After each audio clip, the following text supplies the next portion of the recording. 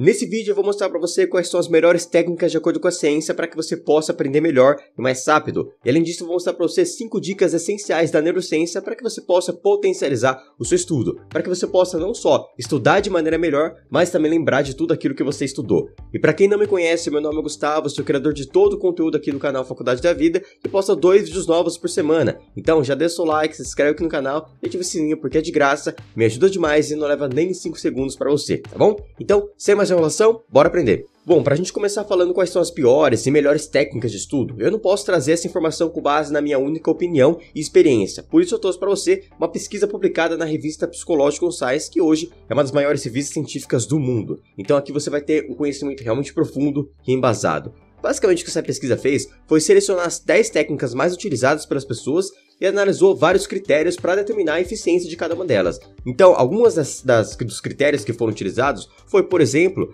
a retenção do conhecimento. Então, quanto uma pessoa consegue aplicar essa técnica hoje e lembrar desse conhecimento daqui uma semana, daqui um mês, daqui um ano. Esse foi um dos critérios. Outro critério que foi utilizado foi a fácil aplicabilidade. Então, a pessoa ela precisa treinar para aplicar essa técnica, ela precisa ter algum conhecimento prévio para aplicar ou não, qualquer um pode aplicar. Isso é um fator importante também. E a diversidade de aplicação. Então, essa pessoa consegue aplicar essa mesma técnica para aprender coisas exatas, para aprender matérias exatas, para aprender conhecimentos de humanas, biológicas. Então, essa diversidade de aplicação também foi considerada. Dentre vários outros fatores, se você quiser saber mais sobre essa pesquisa, você pode acessar essa referência que está aqui na sua tela. Então, analisando todas as categorias que eu falei para você, a principal diferença que os cientistas perceberam é que as técnicas menos eficientes são aquelas que geram menor esforço cognitivo, enquanto as técnicas mais eficientes são aquelas que exigem a etapa de evocação da memória, exigem mais esforço cognitivo. Como assim essa etapa de evocação da memória, Gustavo?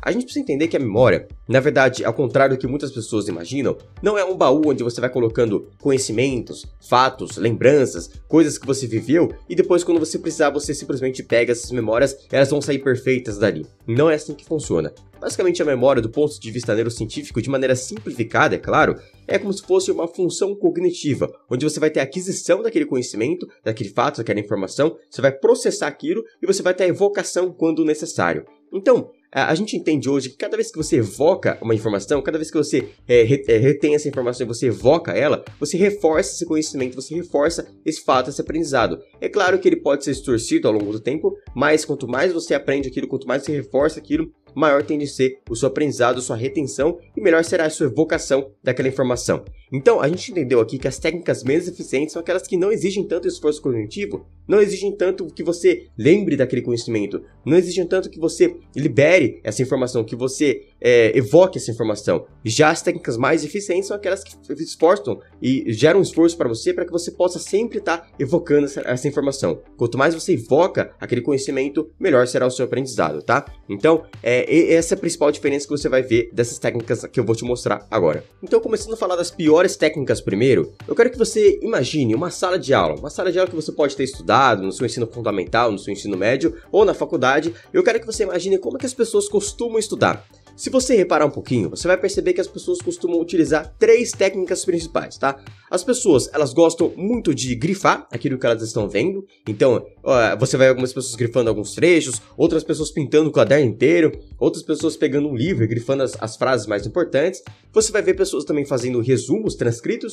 Então, o professor está falando, ele está escrevendo. O professor fala uma frase que parece ser relevante, ele escreve. Ele vê uma frase interessante em um livro, ele passa para uma outra folha. Então, são pessoas que gostam de fazer resumos transcritos e pessoas que gostam também de reler aquele conhecimento. Ele tem aquela apostila, ele tem aquele livro enorme e ele vai reler as partes mais importantes, talvez aquelas partes que ele grifou também. E a questão é, será que essas técnicas são realmente eficientes? E se você utiliza uma dessas 3 técnicas que eu falei para você, eu sinto lhe dizer, mas essas 3 foram consideradas as piores técnicas de acordo com esse estudo científico, mas elas entraram justamente porque são as que as pessoas mais utilizam. E pensa comigo, por que as pessoas gostam muito de utilizar essas 3 técnicas? Elas são as mais utilizadas porque elas geram menos esforço cognitivo. Quando você está grifando alguma coisa, você simplesmente está grifando aquilo, você está passando uma caneta por cima daquela palavra mais importante, mas você não está pensando, pensando, você não tá refletindo, você não tá questionando, você não tá evocando aquela informação, você só tá grifando. Quando você vai transcrever alguma coisa que o seu professor tá falando, alguma coisa que você ouviu em um vídeo, ou que você lembrou ali de um livro, que você tá lendo no livro e você vai transcrever, você não tem tanto esforço cognitivo, você simplesmente tá passando aquilo para uma folha. Até de maneira automática, às vezes, quando o professor fala muita coisa, é que as pessoas gostam de escrever tudo que o professor fala para não perder nada, ele tá apenas transcrevendo aquilo, mas não existe um esforço cognitivo. Quando você vai reler um conhecimento, você também não está tendo esforço, você só está tendo aquela aquisição de informação novamente. Então o que a gente precisa entender é que por mais que seja fácil, e por isso as pessoas gostam de aplicar tanto, porque é alguma coisa fácil, alguma coisa cômoda, ela não vai gerar a verdadeira aprendizagem. E às vezes você aplicar outras técnicas mais eficientes vão fazer você estudar menos tempo, mas lembrar mais daquele conhecimento. Mas agora que você entendeu o que faz uma técnica ser boa e o que faz uma técnica ser ruim, principalmente de acordo com essa categoria de esforço cognitivo, você pode agora entender como que você pode aprimorar essas técnicas que eu falei para você. Então, em relação ao grifar, como que eu posso melhorar essa técnica? É interessante que você grife apenas as palavras-chave e as perguntas em relação àquele conhecimento. Porque quando eu grifo uma pergunta em relação àquilo que eu estou estudando, eu vou reler aquela pergunta depois e eu vou ter um esforço cognitivo para lembrar a resposta. Eu não sou aquela pessoa que vou grifar todo o caderno, a pergunta e a resposta, porque senão eu vou estar só relendo aquele conhecimento e não vou estar tendo um aprendizado nem um esforço cognitivo. Então, grife apenas palavras-chave e perguntas que façam você depois reler aquilo e ter que pensar qual que era a resposta, como que isso se torna verdade, o que eu posso concluir com esse conhecimento, com essa palavra-chave. Então, quanto mais esforço, melhor aprendizagem. Em relação ao resumo, como que eu posso melhorar o resumo? É interessante que você não transcreva tudo que o professor está falando para você, tudo que você está vendo ou lendo, mas que você faça resumos curtos com perguntas novamente. Então, de uma aula de 30 minutos que você viu ali na internet, no YouTube ou nesse vídeo aqui, você vai transcrever aquilo que você achou essencial, aquilo que você achou que é o principal para você poder lembrar depois. É interessante que você escreva perguntas também. Então vamos dizer que você vai fazer um resumo sobre essa aula aqui. O que você pode colocar em vez de transcrever tudo que eu estou falando para você? Você pode colocar uma pergunta lá. O que faz uma técnica ser boa ou ruim? Quais são os critérios que podem ser analisados? Se você escreve só isso, um resumo, além de você poupar muito mais tempo e caneta e papel, é claro, você vai ter um esforço cognitivo para que quando você leia novamente aquele resumo, você consiga ter um esforço cognitivo para lembrar. Então, qual que eram os critérios mesmo? O que eu posso lembrar desse conhecimento? Quanto mais esforço, mais aprendizado. Em relação a você reler alguma coisa, o que você pode fazer é continuar fazendo perguntas relacionadas àquilo que você leu. Vamos dizer que você está lendo o mesmo trecho de um livro, enquanto você lê aquilo, você vai fazendo perguntas de como que isso se relaciona com o conteúdo que eu vou ver ali na frente.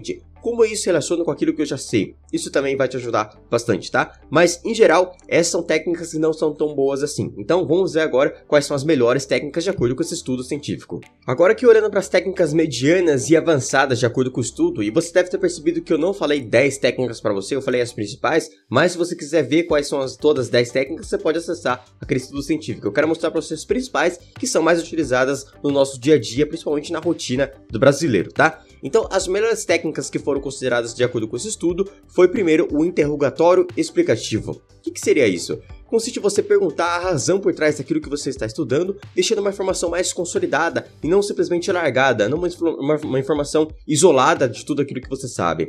Então, eu vou dar um exemplo para você. Vamos dizer que você está estudando neurociência e aí você viu um vídeo meu falando que o nosso cérebro ele tende a dar mais foco e mais atenção e mais intensidade para os fatos negativos do que positivos. Você pode ter um dia 99% bom, mas se uma coisa negativa acontecer, você tende a pensar sobre aquilo muito mais tempo do que todos os fatos positivos que aconteceram ao longo do seu dia. E agora que eu te passei um conhecimento da neurociência, você pode ter dois pensamentos em relação a isso. O primeiro é simplesmente você entender essa informação e deixar ela isolada. Ok, entendi. O nosso cérebro ele tende a focar com mais coisas negativas do que positivas. E o segundo pensamento que você pode ter é começar a entender por que isso acontece, o por trás disso, e deixar essa informação mais consolidada com outros conhecimentos, trazer uma razão para aquilo. Então, vamos entender por que o nosso cérebro ele tende a focar mais para as coisas negativas. O nosso cérebro ele foca mais nas coisas negativas porque os nossos ancestrais, há 70 mil anos, eles viviam em um ambiente que era muito selvagem, um ambiente muito perigoso. Então, aquela pessoa que ficava vendo o céu, a paisagem, e ficava falando, nossa, que dia lindo, que dia bonito, e sendo mais otimista, ela não via aquele leão ali escondido na mata. Enquanto aquela pessoa que era mais pessimista, que dava mais foco para as coisas negativas, ele estava sempre atento, ele sobrevivia. E quem sobreviveu, passou os genes pra gente. Então hoje, o nosso cérebro ele tende a focar mais as coisas negativas. Você percebe a diferença entre você entender um conhecimento e deixar aquilo isolado e você entender o porquê daquilo, uma razão por trás daquilo e consolidar mais essa informação? Então essa é a primeira técnica que você pode utilizar. Você perguntar sempre o porquê por trás daquilo. Então, proteína é muito importante para você construir músculos. Por que isso acontece? Por que proteína é importante? Quando você tem uma informação a mais, uma razão por trás, você consolida aquela informação de forma muito melhor, de forma muito mais rápida. É claro, você lembrar isso depois pode ser muito melhor. A segunda técnica que eu vou mostrar para você que tem alta eficiência e é claro que é a minha preferida, é a autoexplicação. Consiste em você aprender o assunto e explicar com as suas palavras de forma mais simples possível. E é basicamente isso que eu faço toda semana, 2 vídeos novos por semana. Eu pego um conhecimento que ele seria difícil, de difícil acesso, muitas vezes tirado de uma pesquisa científica com palavras difíceis, em inglês, onde as pessoas não têm acesso, onde eu preciso estudar aquilo que é considerado um conhecimento mais difícil, e eu simplifico esse conhecimento explicando da forma mais simples, da forma mais fácil possível, tá? Então a autoexplicação é você entender um conhecimento, depois explicar para alguém da forma mais simples possível, como se você estivesse explicando tudo aquilo que você aprendeu para uma criança ali de 6 anos, para uma criança de 6, 7 anos. Se você conseguir fazer isso, você pode ter certeza que você vai aprender muito melhor. E é claro, o que você pode perceber aqui é que quando eu vou autoexplicar, eu vou fazer uma autoexplicação, então uma explicação para mim mesmo, de forma mais simples, ou explicar para alguma outra pessoa, o que basicamente eu estou fazendo é tendo um esforço cognitivo. Porque, primeira coisa, eu preciso aprender aquele conhecimento, eu preciso organizar as ideias na minha cabeça, eu preciso pensar em exemplos que vão me ajudar a ter uma didática melhor, eu preciso falar e evocar essa informação em ordem e pensando em tudo aquilo que eu já tinha estudado. Então, perceba que nessa forma eu tenho bastante esforço cognitivo, e como você sabe, quanto mais esforço cognitivo, maior será a sua aprendizagem. E por fim, a última técnica, é claro, é você fazer o teste prático, é você aprender um conhecimento, você adquirir esse conhecimento e colocá-lo em prática. Seria uma das melhores técnicas para você ter uma consolidação desse conhecimento. Então, se eu estou aprendendo sobre piano, eu estudo a posição das mãos, eu estudo minha postura, eu estudo teoria musical, mas eu preciso colocar isso em prática. Se eu não colocar em prática, eu nunca vou saber como realmente aquele conhecimento funciona e não vou conseguir consolidar aquele aprendizado. E aqui, algumas pessoas costumam me questionar: tá, Gustavo, em questão, por exemplo, de matemática, de física, eu até consigo praticar, eu faço exercícios ali e eu consigo praticar aquilo. Mas e se eu estou aprendendo, por exemplo, sobre neurociência, ou então se eu estou aprendendo sobre história, geografia, como que eu vou aplicar aquilo na hora? Não existe um teste prático. Então, para esses casos que você não consegue ver uma aplicabilidade tão fácil assim, o que você vai fazer é aquilo que é chamado de flashcards. O que seria flashcards? É você pegar o post-it ou algum papel e você escrever na frente uma pergunta relacionada àquilo que você estudou e atrás a resposta. Então você vai ter um bloquinho com várias perguntas sobre aquilo que você estudou e atrás delas as respostas. O que você vai fazer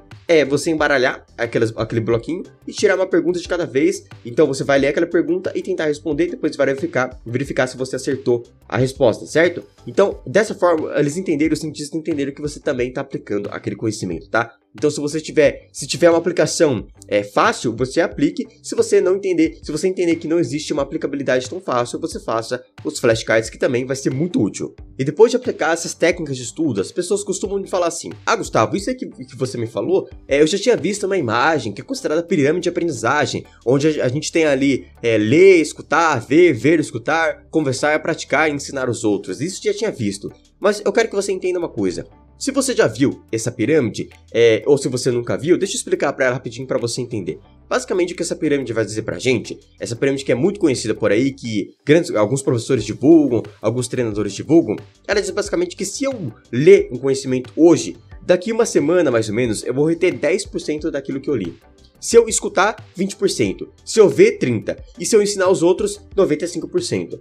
De certa forma, você pode até entender que a ordem que ele colocou aqui, de ler, escutar, ver, escutar, ela faz até algum sentido. Mas por que a gente não pode levar isso ao pé da letra? Primeiro, porque esses números 10, 20, 30%, eles foram tirados da cabeça de alguém. Na pesquisa que fala sobre essa pirâmide, não existe nenhum número, tá bom? Então esquece esse número de 10%, 20%, nós não somos robôs e cada um funciona de uma maneira diferente, cada pessoa é única. Segunda coisa, com base naquilo que eu expliquei pra você, que o que faz uma técnica ser boa ou não é o esforço cognitivo, principalmente isso, você pode entender que ler é uma coisa que não gera tanto esforço cognitivo, mas eu posso transformar essa técnica de forma que ela me gere esforço cognitivo. E agora, ensinar aos outros é uma coisa que na teoria gera um esforço cognitivo, mas eu também na prática eu posso aplicar aquilo sem fazer esforço cognitivo nenhum. Então vamos dizer que, por exemplo, eu vou explicar um conhecimento e eu decorei todo o texto. Eu decorei aquilo, eu não realmente aprendi, eu só decorei as palavras. E aí eu começo a reproduzir aquilo como se eu estivesse ensinando alguém. Eu vou ter uma aprendizagem boa aqui nesse momento? É claro que não. Apesar de eu estar ensinando os outros, eu não tive um esforço cognitivo. E agora, ler. Imagina que eu estou lendo um livro, só que enquanto eu leio, eu estou lendo, questionando sobre aquilo que o autor está pensando, eu estou seguindo a linha de raciocínio, eu estou consolidando aquela informação com base com aquilo que eu já sei, eu estou trazendo uma razão por trás, então eu estou numa leitura ativa. Então, consequentemente, a minha leitura vai ser muito melhor.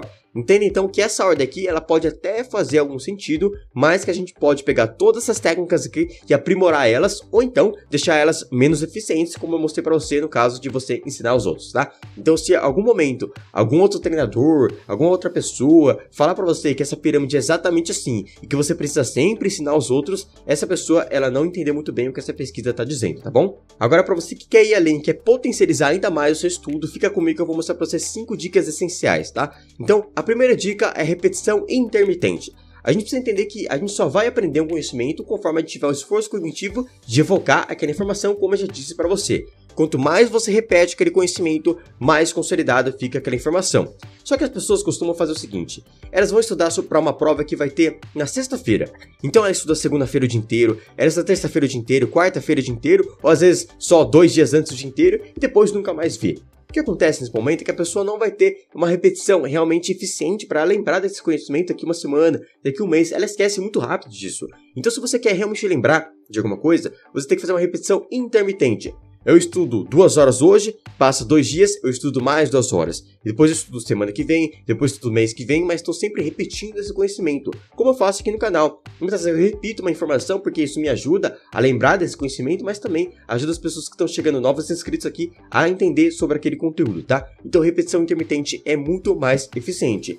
E aí, Gustavo, se eu tiver o mesmo prazo para estudar, então, uma pessoa que tem uma prova sexta-feira e ela começou a estudar segunda, é melhor que ela estude um pouquinho hoje, um pouquinho amanhã, um pouquinho quarta, um pouquinho quinta, um pouquinho sexta? Ou é melhor que uma pessoa estude o dia inteiro hoje, o dia inteiro amanhã, o dia inteiro quarta? O que vai ser mais eficiente? E a ciência mostra pra gente que é você intercalar os seus estudos, você fazer a repetição intermitente no mesmo prazo, vai trazer melhores resultados, tá? Então essa é a primeira dica pra você. Quando você faz uma repetição intermitente, você aumenta as espinhas dendríticas dos seus neurônios e isso faz a sua informação ficar muito mais consolidada. A segunda dica é você priorizar o seu sono, porque durante o sono você tem a consolidação das suas memórias. Então se você dorme mal, você não vai aprender aquele conhecimento, você não vai reter aquela informação. Se você é uma pessoa que gosta de virar à noite, tomando energético, porque você acredita que estudando muito um dia antes, você vai lembrar daquele conhecimento, tenha certeza que você está utilizando uma péssima estratégia. Até porque você pode até ir bem naquela prova, mas na semana seguinte você vai esquecer tudo. Inclusive, levando em consideração essas 2 primeiras dicas que eu mostrei pra você, isso pode explicar porque algumas pessoas dizem assim: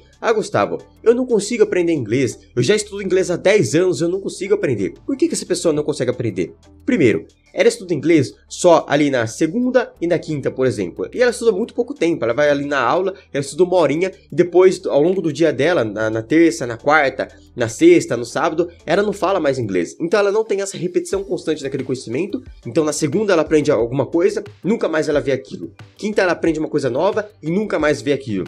O ideal é que você aprenda uma coisa segunda, na terça e na quarta você revisa aquele conhecimento. Então a gente está tendo uma repetição intermitente daquele conhecimento. E depois você vai repetindo até aquele ser consolidado. Começando um dia após o outro, depois uma semana, depois um mês, mas sempre repetindo, tá? Então essa é uma explicação.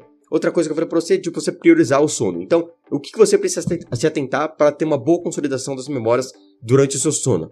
Sono de 7 a 9 horas de sono por dia, tá? Menos que isso é prejudicial, mais que isso é prejudicial. Sono durante a noite, não de dia, não troque o dia pela noite, isso faz muito mal para a sua saúde. Uma noite de sono sem luz, então se você é uma pessoa que gosta de dormir com a sua luminária ali do lado, com o celular ali do lado, isso faz mal para você, isso impede a produção de hormônios para você conseguir ter um sono de qualidade. Sem cafeína depois das 2 horas da tarde também é uma recomendação científica, tá? Então assim você vai ter um sono muito melhor e vai ter uma consolidação das memórias também mais eficiente. Uma terceira dica muito importante é você associar conhecimentos. Então o que seria isso? Imagina que você aprendeu, como eu falei pra você, por que o nosso cérebro foca no negativo. E ao invés de aceitar aquilo de maneira automática, o que você pode fazer é, primeiro, trazer uma razão por trás daquilo, entender então por que a neurociência explica esse fato, como a neurociência explica esse fato, e também fazer uma associação. Fazer uma associação é você pensar, então é por isso que naquele dia eu me comportei dessa forma. Então é por isso que naquele dia, quando alguma pessoa me criticou, eu fiquei tão focado naquilo, ao invés de dar atenção para todos os elogios que eu recebi. Então quando você faz uma associação com a sua realidade, essa informação tende a ser mais consolidada também. Outra dica é você atentar com o seu foco. Então, o que seria esse foco? Foco é você simplesmente estar ali, naquele momento presente, focado naquele conhecimento, focado naquele livro, naquele vídeo, naquela aula, e não olhar mais para nada. Então, os estudos mostram hoje que o principal vilão de que as pessoas estão reclamando de falta de memória hoje é o celular. E você fala assim, Gustavo, mas eu consigo assistir uma aula e ficar com o meu celular ali do lado. Saiba que se você faz isso, e mesmo que o seu celular esteja desligado, mas esteja no seu campo de visão, saiba que a sua atenção está sendo prejudicada de forma inconsciente, tá? Então, foco é o principal modulador da aquisição de conhecimento. Se você não tem foco, você acaba esquecendo as coisas. Hoje as pessoas elas esquecem muito das informações, e não só de conhecimento, mas coisas do dia a dia. Uma chave, esquece de levar a máscara para sair de casa, o dinheiro, qualquer outra coisa, porque elas estão com falta de foco, tá? Então o celular é o principal vilão em relação a isso. Na hora de estudar, estude somente, deixe o celular longe, feche todas as abas da internet, desligue a música, foco naquilo que você está estudando, isso é uma dica muito importante. Por fim, as duas últimas dicas é atividade física e alimentação. Atividade física é um dos principais moduladores da evocação de informação, então se você faz atividade física, você lembra de alguma coisa de forma muito mais fácil. E a alimentação, porque se você é uma pessoa que se alimenta com frituras, carboidratos simples, você, é claro, vai prejudicar a sua atenção, o seu foco, você vai afetar o seu sono, você vai afetar tudo aquilo que é importante para você aprender de forma melhor. Então, para te mostrar por que isso acontece, eu quero te mostrar também o exame de neurometria, que é muito importante, que mostra basicamente as zonas de ativação cerebral e a resposta fisiológica do corpo. Então, ou seja, como que o seu corpo responde de acordo com os comandos do cérebro. Eu quero mostrar o que acontece com o seu cérebro quando você come alimentos saudáveis, quando você come alimentos inflamatórios, em relação a como o seu corpo vai responder. Então vamos lá, deixa eu te mostrar rapidinho aqui como que funciona esse exame. Essa primeira imagem, ela mostra a resposta neurológica após o consumo de alimentos inflamatórios. Então, seriam processados, farinha, açúcar, carboidratos simples. Vamos dizer que você foi almoçar, você comeu ali um pastel, você comeu uma sobremesa depois, você comeu farinha, essas coisas, e aí você comeu alimentos inflamatórios. O que acontece com o seu cérebro? Basicamente, cada vez que esse pontinho branco, tá vendo que tem vários pontinhos brancos? Cada vez que esse pontinho branco ele encosta aqui na base, basicamente o que está acontecendo é, você quer dar um comando para o seu cérebro, então vamos dizer, eu quero focar nesse conhecimento, eu quero ter atenção nesse momento agora. Você dá esse comando, mas seu corpo não responde de acordo com isso. Então, olha o quanto isso pode prejudicar o seu estudo. Já aconteceu, por exemplo, de você comer alguma coisa pesada e depois você estudar, você ficar com sono, você ficar cansado, você não conseguir focar, você não conseguir dar atenção, você não conseguir lembrar daquilo, justamente porque corpo e mente são uma coisa só. Se você se alimenta mal, você não consegue aprender de forma eficiente. E aqui embaixo você come alimentos mais saudáveis, então olha só que dificilmente você encontra uma bolinha aqui na base, certo? As bolinhas estão tudo em cima, então você quer focar em uma coisa, você foca, você quer lembrar daquilo, você consegue. Basicamente, isso é para te mostrar como corpo e mente são uma coisa só, como alimentação, o sono, a atividade física também vão ser muito importantes para o seu estudo, para o seu aprendizado. E para você que chegou até o final desse vídeo, primeiramente, parabéns pelo seu esforço, parabéns para você estar adquirindo conhecimentos validados pela ciência, e eu quero te fazer um convite. Aqui no primeiro link da descrição você encontra a plataforma Faculdade da Vida, que hoje é a maior escola de desenvolvimento pessoal com base em ciência. Então se você gosta desse assunto, se você quer ir para um próximo nível no seu conhecimento em relação a essa área, clica no primeiro link da descrição. E eu te vejo num próximo vídeo ou dentro da plataforma com mais 70, com mais de 80 horas para você aproveitar, tá bom? Até logo!